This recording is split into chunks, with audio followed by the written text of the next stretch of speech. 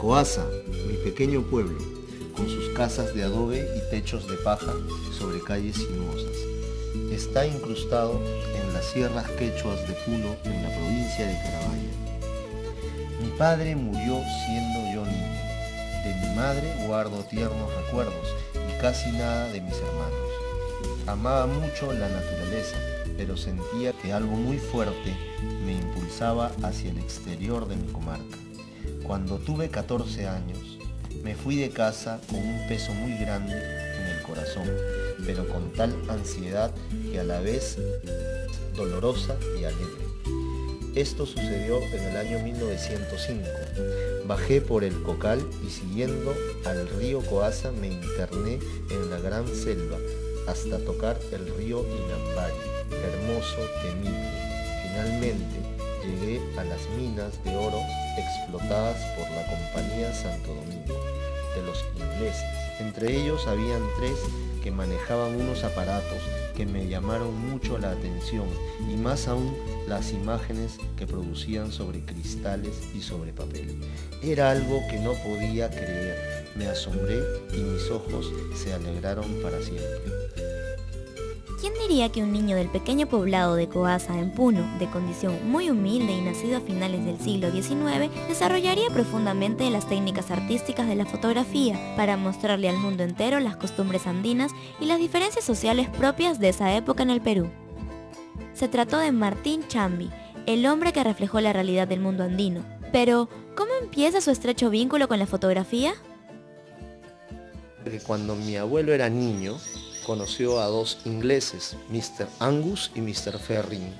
Y estos 2 ingleses, posiblemente ingenieros o posiblemente empleados de esta compañía minera, tenían algunos aparatos y tenían una especie de carpa donde entraba y donde salían.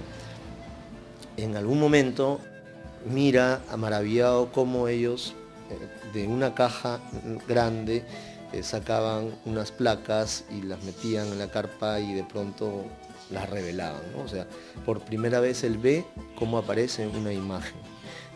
Y a la edad de 14 años, eso está clarísimo, también es una historia que la hemos comprobado en cuanto a narración oral con muchos familiares. A la edad de 14 años él sale de Coasa y llega a Arequipa. Se va a Arequipa y llega y lo primero que hace es buscar a un fotógrafo, buscar el estudio de algún fotógrafo. Seguro que Arequipa era una ciudad muy grande y muy próspera en esta época y seguro que uno de los mejores fotógrafos, por no decir el mejor, era don Max T. Vargas.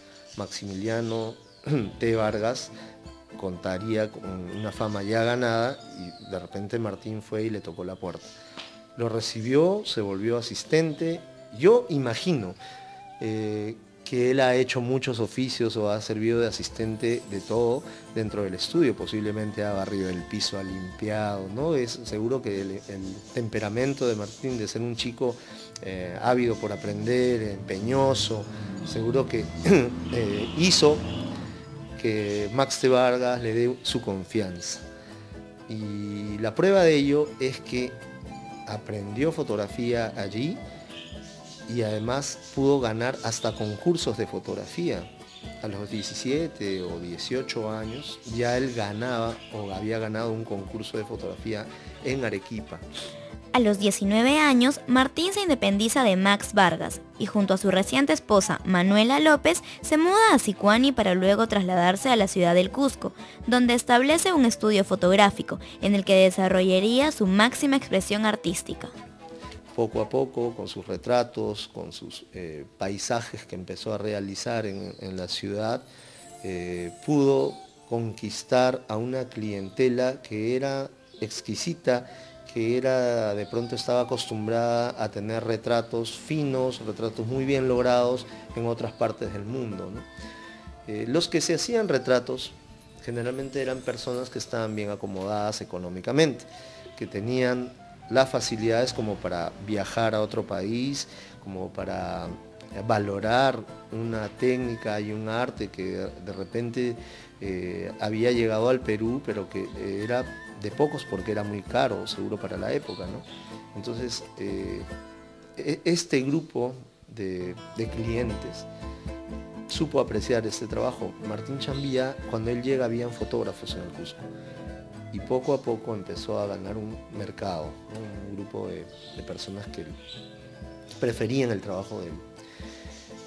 Lo que podía recaudar en cuanto a fondos por tener este estudio tan famoso y por haber conquistado de alguna manera a los cusqueños de la aristocracia de aquella época, de la oligarquía de aquella época.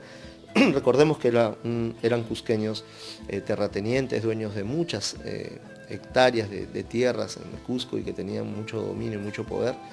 Entonces, luego de haber conquistado a este público, de verdad que había dinero, es verdad, pero ese dinero en realidad no era el punto de vida, ni el motivo principal, ni el hecho de tener construcciones ni propiedades, sino más bien el arte. Con los ingresos obtenidos como retratista, Martín Chambía empezó a desarrollar una obra documental que significa hasta el día de hoy un testimonio del Perú, donde se enaltece la cultura indígena, la burguesía cusqueña, los monumentos incas, la arquitectura colonial y los eventos sociales de la época. El trabajo de él tiene un gran mérito porque fotografió a los personajes, a las personas del mundo andino peruano, del mundo en especial cusqueño. Él vivió mucho tiempo en el Cusco y por eso se compenetró mucho con esta cultura. Fue parte de todo un movimiento cultural muy fuerte que no solamente implicaba la fotografía, sino distintas artes, la música, la poesía, la literatura, la escultura, es decir, la pintura. Él estaba inmerso en todo este movimiento de artistas y de creadores que marcaron una etapa muy importante en la historia del Cusco. Otro aspecto que se le reconoce al poeta de la luz, como se le conocía a Chambi, era el tratamiento que le daba a la imagen. Su capacidad para recrear una escena era tal que quizás se podría comparar a la que hace un director de cine. A pesar de toda esta dificultad técnica para tomar una foto, existía, pues había que llevar una cámara inmensa que pesaba un montón, con un trípode grande, ¿no? Y tenían que prepararse, si era una foto de un matrimonio o si era una foto en el campo. Imagínate llevar todo ese equipo. Bueno, lo hacía con mulas, con asistentes, pero era todo un despliegue. Cuando llegaba al sitio, lo que él hacía era demorarse en pensar su encuadre, demorarse en armar la escena, ¿no?